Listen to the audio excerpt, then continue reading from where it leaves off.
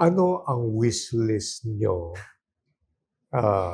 so that we can improve naman our, hindi ko naman sasabihin standard of living, but the standard of care that we can offer to our patients dito naman. Actually, yung pinaka-hope ko pa rin sa Pilipinas, yung magkaroon po ng healthcare na free for all.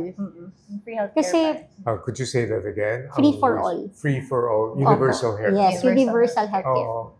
Why, sir? Kasi ngayon po katulad nga po ng experience niya, nasa government siyang hospital.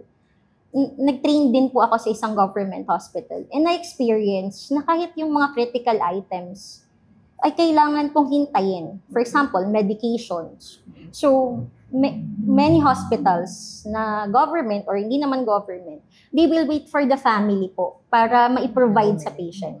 But for us, dealing with lives, it's very difficult. So, para sa akin kasi, life is very important. So, isa po yun talaga sa panalangin ko pa rin sa Philippines.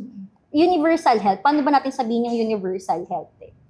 Meron tayong PhilHealth po dito. Pero paano po nila nagagamit yung PhilHealth?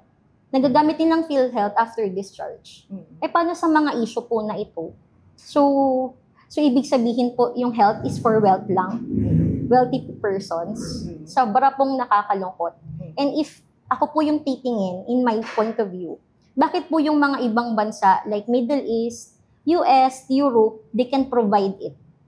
Halos po, siguro, ang tax rate sa Middle East is like 10 to 20%.